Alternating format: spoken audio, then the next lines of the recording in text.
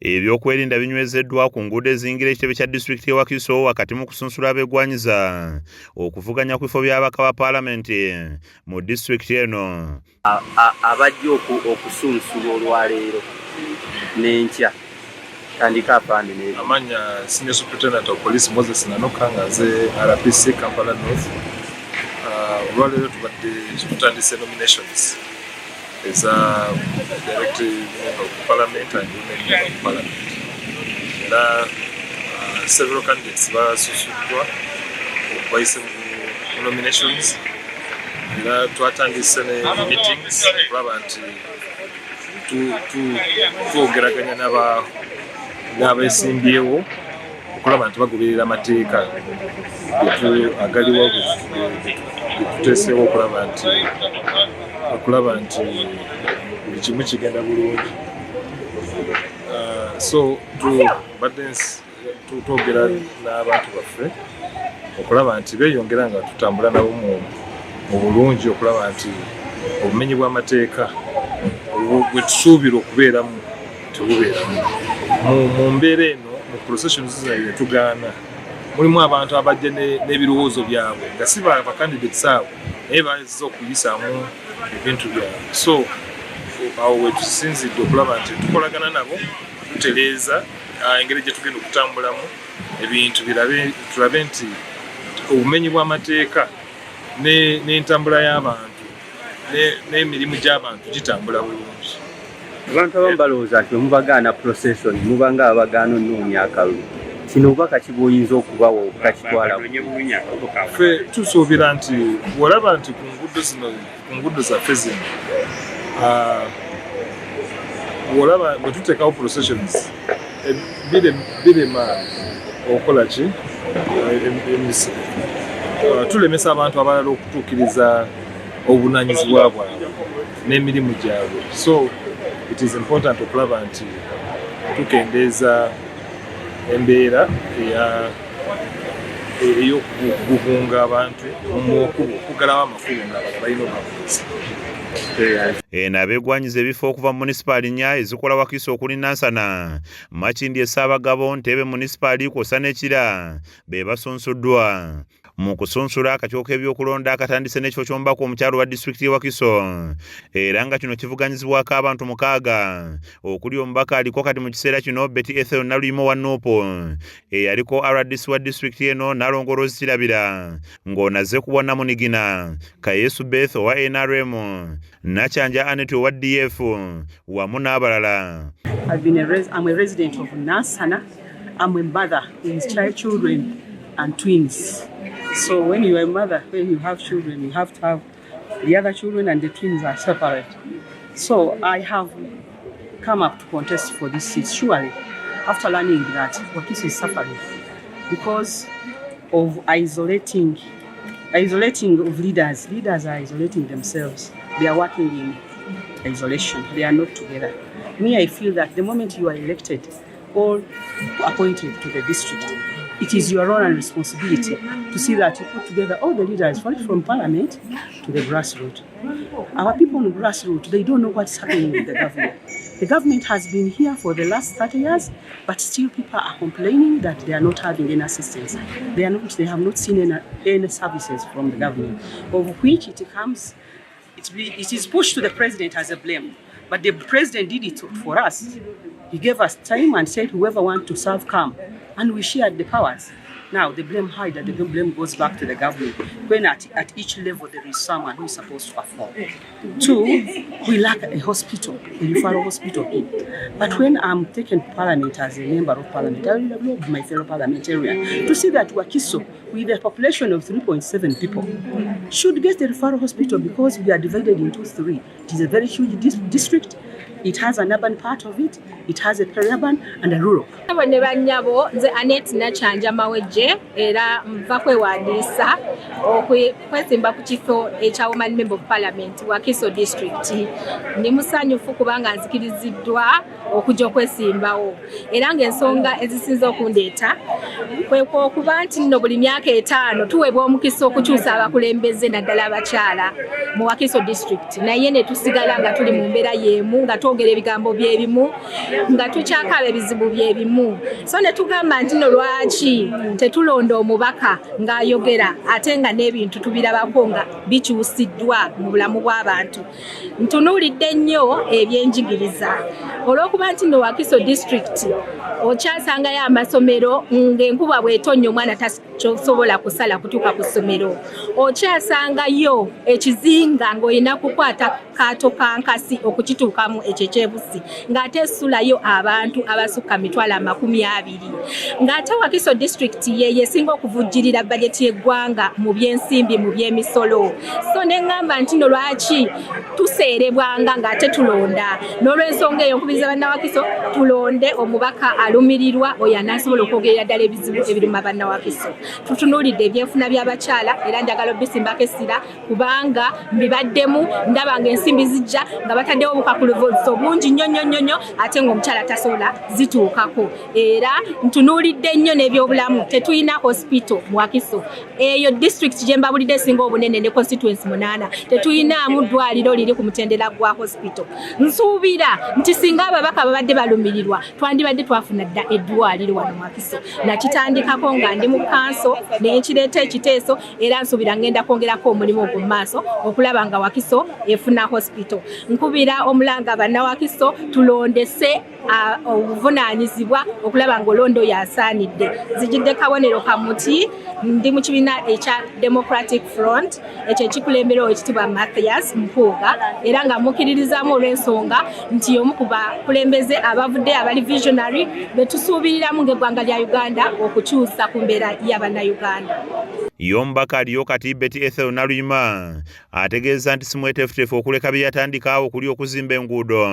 amalwaliro wamu n'ebirala nga tebiwedde ng'ono ategeeza nti byayagala okutandikirako mu kisanja ekijja asobole okubiggusa kubanga nebaza bannawakiso betutambudde nabo ebbanga lino lyonna ery'omwaka 10 ery'emyaka 4 n'ekitundu bannawakiso mbebaza nti mwafuula eddoboozi lya Wakiso era muliwulira Wakiso tevumbeera mu parliament mugiraba nti Wakiso weeri nnyo mulaba emirimu tugitambulizamu nammwe era mwalaba nti okuyita mu ddoboozi lya Naluyima ne tubanga bannawakiso tutandise okufuna ku ebyo ebyaffe kubanga nabakakasa tukangende mu parliament ndabe nga nzigyayo omugabo gwa Wakiso tutandise naye tetunnaba obukunkumuka bukyali bungi obutuweebwa ebyo byonna ebitandikiddwa okukolebwako twagala enguudo zonna nga zimasamasa kubanga abantu batusajjamu wabwerere naye twagala nti woyogera ku ssente za PDM Wakiso girwanga otunuulira ku ssente ku bantu ku bungi bw'abantu tosobola kuddira ffe miliyoni 3 n'ekitundu otuwa ssente zezimu ne bali abali akakaga k'abantu mbakakasa bannawakiso ffe tuliwo kwongera kulaba nga tumeze eddoboozi lya Wakiso era bye binsabisa mujje munzizeeyo twongere okulaba nga tusikayo omugabo gwaffe gwe tulina okubeera nga bannawakiso mu Uganda n'eyawamu people power kibuze kirala emu ku bannawakiso ebasoomuuza abanga tekibatagana n'abakyala nabo bakibasoomolezaamu ensonga eyo gitunuuliddeko ettaka eryo nga bwe mbadde nga mu parliament nga ndiwayo tetwagala na kugamba ku ttaka ly'abantu bokka tulina n'ettaka ly'ebibira ekibira kya Kitubu mukiraba ennaku zino bakiri bubiri batubba ekibira kya Gunda Forest n'ensonga ezo nezitwa ku parliament naye kitukoze bubi nti nno ate abali munda be bakiyimiriddemu naye ffe tubagamba tetugenda kusirika paka Wakiso ng'enunuluddwa kebenga Gunda ogitwala kebenga Kitubu ogitwala kobenga ettaka ly'abantu twabasabye busaabi balina Uganda marking ettaka lyo we liri tugenda kukwata ne President Kyagulanyi tulabe nga buli kibabbiddwako kikomawo. Yeka Yesu Beth ng'ono agidde ku kadi ya NRM agamba nti yeka yasobola okusakira bannawakiso kubakkiriziganya ne gavumenti eriko. Yeka Yesu Beth flag bearer wa NRM omubaka omukyala owa Wakiso district ku mulundi guno Kayesu ovuddeyo okuyamba bannawakiso bye babadde basubwa emyaka gino gye tuyiseemu era nga makakasa nti Kayesu yagenda osobola okusaka Kayesu yagenda osobola okukolera abakyala abavubuka awamu n'okukakasa nti programu za gavumenti zonna ziteekebwa mu nkola okulabika nga tufuna kye tulina okufuna nga bana Wakiso district. Munnamawulire Zambali Blasio Mukasanga ayagala kya Nansana munisipaali naye asunsuddwa olunaku olwaleero ng'ono asuubizza okolera abantu abagenda okumuteekamu obwesige era bamukkiriza bakiikirire mu paalamenti. abali mu Nansana municipality nga tebasoma kyokka n'okukola tebakola. Kiba kitegeeza nti tulina okwongera okuyamba kukulanga n'ebyenjigiriza disitulwa gavumenti okukwasizaako ku baana abo abakola kyabasoma ate n'okulwana ennyo okulaba nga bafuna skills mba ntegeeza ebyo ebyenjawulo abantu balina okutandikirako. Buli muntu alemenga kusoma kukusula bukusuzi bintu mu mutwe naye amanye nti ekintu te kwe kwongera wakiri okubaako omulimu gwenkola kubanga ennaku zino tekyabuuza nti wasoma kukomawa ensi tekyakibuuza naawe ojjukira bwe wajjanga ku terefayina nga tetukubuuza nti wasoma ki tusooka kubuuza what can you do osobola kukola ki katulwana nnyo mu birowoozo byaffe n'abakulembeze bannange okukyusa endowooza y'abantu babeeko ne kyebasobola okukola ki okukola n'olwekyo tuli baakubitunuulira nnyonnyini ddala mu buweereza buno nwana nnyo bwe tunaatuuka mu byobulamu tukyalina health center 2 and health center 3 mu malwaliro oba mu bifo eby'obujjajja byetuna mu Nansana municipality nwana nnyo waakiri gavumenti ng'etuyambye ne bwe n'atuwaayo referral hospital mu Nansana municipality kuba tulina abantu bangi tugenda mu kakadde kalamba mu Nansana municipality abantu abo bonna tebasobola kukola nga mujjuzo buli kaseera gwakubanga boolekerawa kawempe bagenda mulago nawa so nga tuba tufuna referral hospital mu Nansana municipality oba otuyambye nze nsuza abantu bangi mu municipality naye obujjanjabi bubulamu abakozi batono ebikozesebwa bitono kati nganza abadde akola omulimu gw'akalondoozi mu mawulire kubanga omulimu omw'amawulire gasinga okukola kye tuyita watchdog role mulimu gw'akalondoozi era nze sina kyamaanyi nnyo kyentuusa sigadde mu buweereza bwe bumu okuddamu okulaba nga ssente gavumenti nga bwe zireeta zirondoolebwa okuva gye zivudde okulaba nga zikola emirimu emituufu gye zirina okukola kyekimpisiza bameeya bonna babeere wano bano bakansala ono sipiika wa Nansana municipality ndi naye okumanya tetugenda kubattira ku liiso mu gavumenti empya ensimbi tezirina kubulankanyizibwa zirina okutuuka zikole ku ekyo kyezirina okukola senga gavumenti yamuwangula obuyinza oyagala 40 ng'omukedde onankubya amasasi omukulembeze omuwa omukisa n'akulowooleza naye ng'era bwolaba omusajja mbadde mawulire asoma public relations management somye mass communication and journalism lwaki sibeera omwogezi wa gavumenti okulungama ensonga z'eggwanga eggwanga n'enditereeza ate n'ebigambo ne bitambula bulungi n'olwekyo nkyagala nnyo lwakwata emma njagala nnyo nnwana omukulembeze wange ng'afunye obuyinza ffe ng'obwakabaka bwa Buganda atuwa enfuga eya federo kubanga ekyo Katikkiro yakitubuulidde bulungi ti mwenna abaana ba Buganda be tunaalonda nga muva mu bwakabaka bwa Buganda tetubeetaaza bingi gavumenti mugitegeeze nti twagala okugabana obuyinza obwakabaka bufune obunyoro bufune obukama obwakyabazinga kugamba abantu baleme kulowooza nti buli lwonyumira bwati n'oyogera ku nfuga eya federo weyagalizanga Buganda tuba twagaliza Uganda yonna naye buli kitundu kigabane ku bugagga obuli mu kitundu kyabwe. Omubaka wa Busiro East Medad Lubega Segona akali amaggwana yasunsuddwa ng'onayogedde ku bisoomooza disitulikiti y'e Wakiso omuli ekibbattaka ekisuse okusuumuusa Wakiso okugifuula ekibuga kw'ossa n'ebirala. Nemulemeddwa okuyisaawo ekintu kya Wakiso gifuula site ate mwezze ku bino nguudo biki naye bamugamba obwammwe bw'amateeka n'okwako kye mukyusa Wakiso ye mugese mu bbanga bwe mwafuna ku appointment mugese mu bbanga Wakiso twagala nnyo efuuka esite naye ndowooza ng'abakulembeze baba bagamba ebibuga bitalaganye ebikubagana empawa tugisabye ntebe nagisaba parliament nejja approvinga ogi operationalizinga basajja kugamba tanafuna bulungi sente abamu kumwe mutugamba nti okugujira Uganda into so many administrative units nakyo kimenya budget y'eggwanga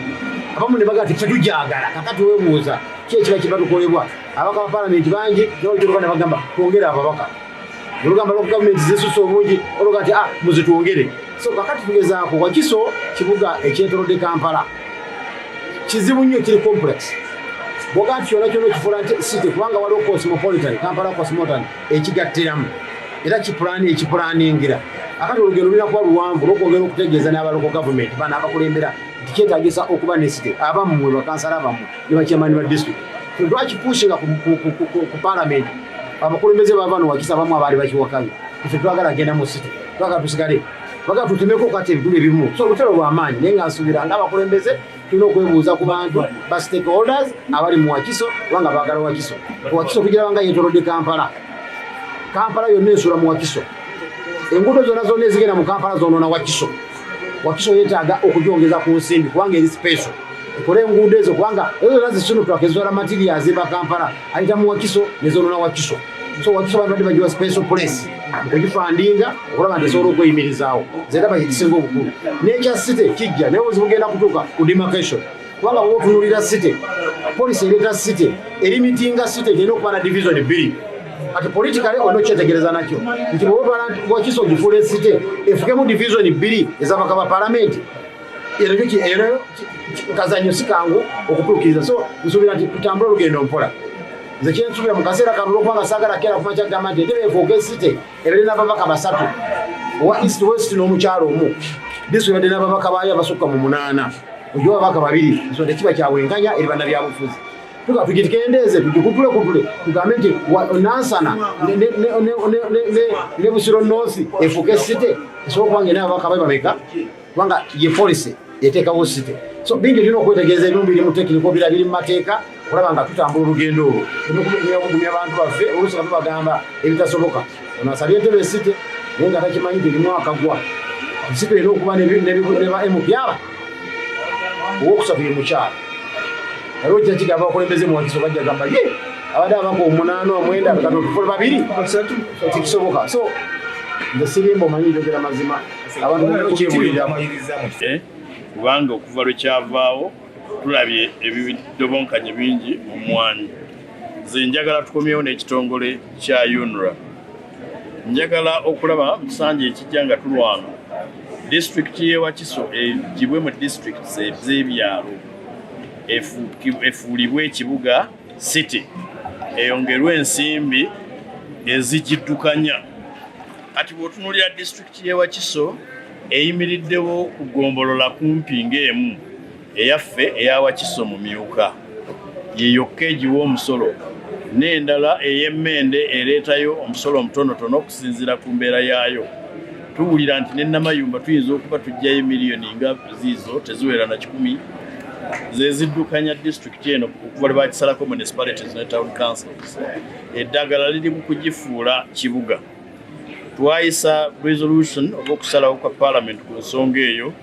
era kwali kusimba Nakakongo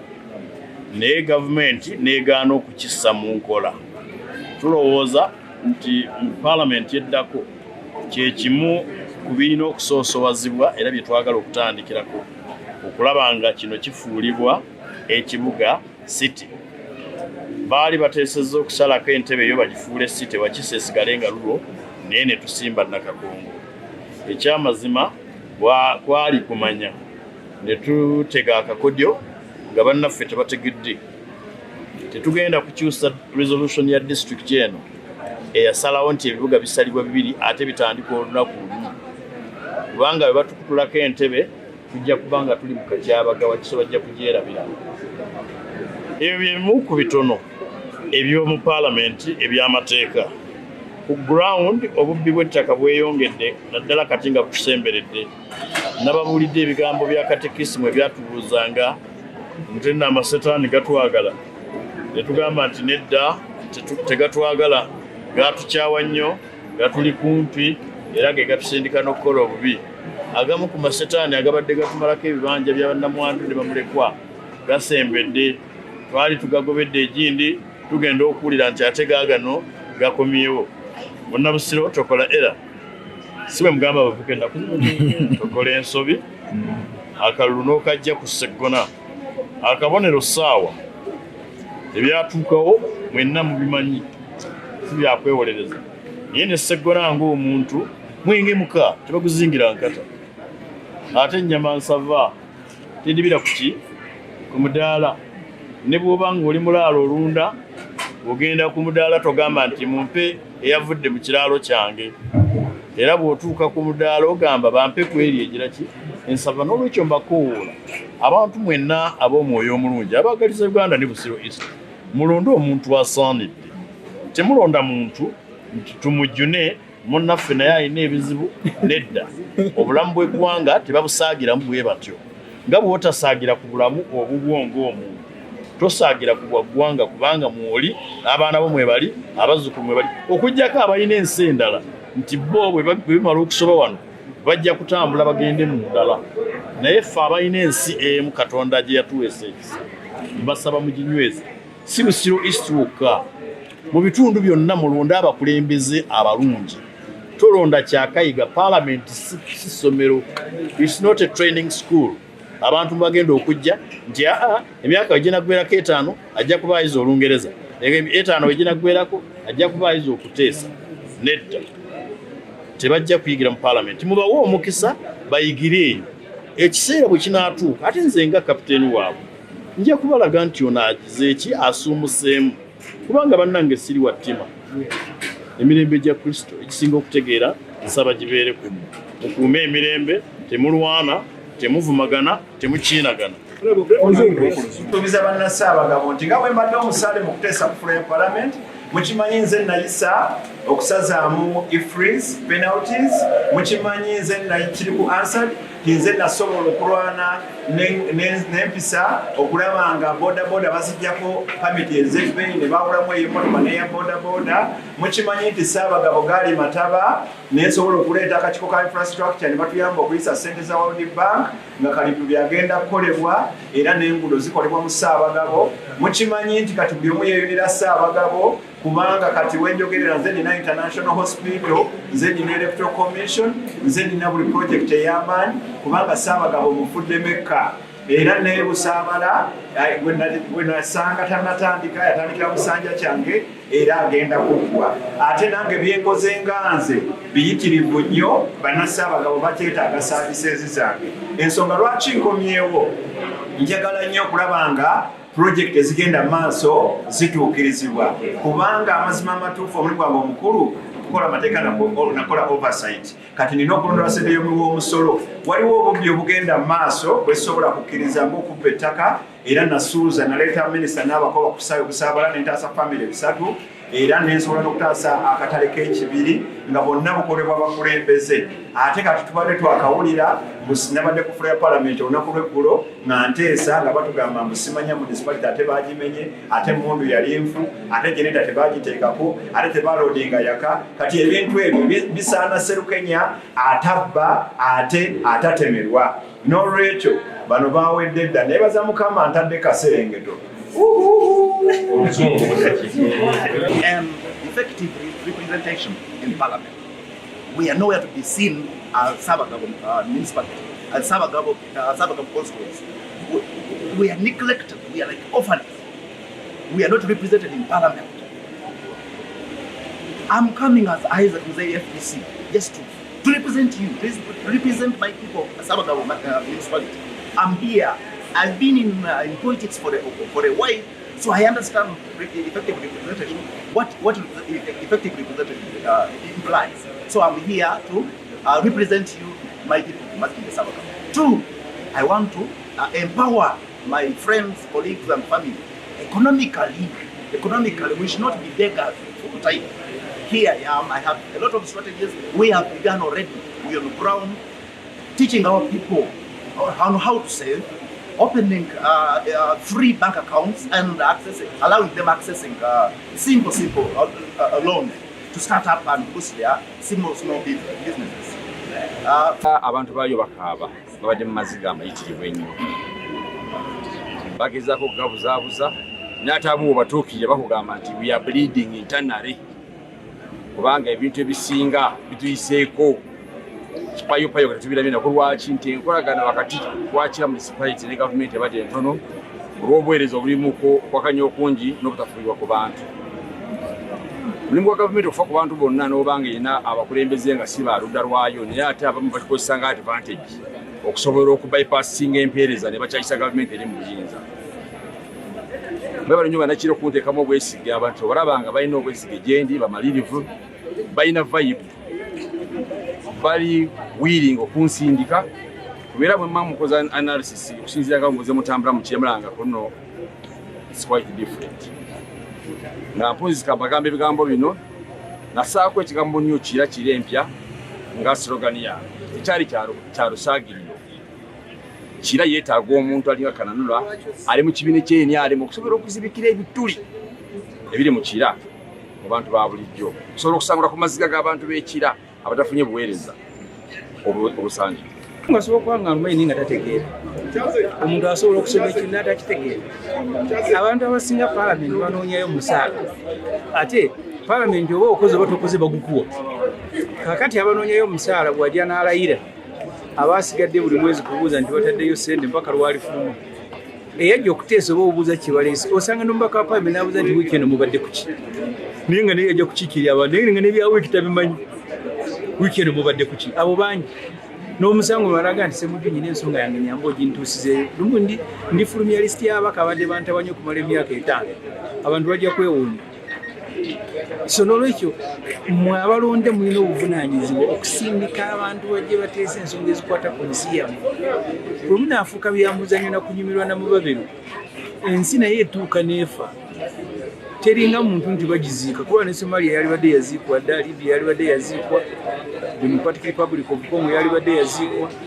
naye abakulembeze bazituusiza we ziri kibi nnyo omuntu n'osimba n'omala essaawa nnya ng'oli ku layini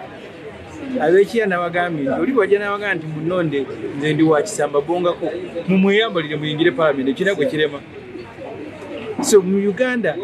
mwosanga kuba nze nnwanye ne Museveni ebbanga lyonna nga yagamba nti mulonde abantu bakapere ne bwe baneebaka ne balonde NRM nze nga mulonde abantu abasobola okuteesa era ekyo nkyakiriko Museveni naye akyali ku kiki mulonde bakapere nali ebusoga eyo wa Mwiru nga gabalonde na beta ne waneebaka n'azuukukanga n'awanika omukono nga maga mulonde Mwiru ajja bitegeera abiteesi eyo ensonga buli constituency gye tugyagaza mu Uganda. Katwagala otukubira ku ttooki omukulembeze w'eggwanga His Excellency General Kaguta Museveni bwe yali alonda nga bagaba tiketi za NRM mulimu ababaka be baawa naye nga ffe abamu tulowooza oba baali balwadde oba tebasobola ebisanja saagala kunenya Museveni njagala kunenya bannayuganda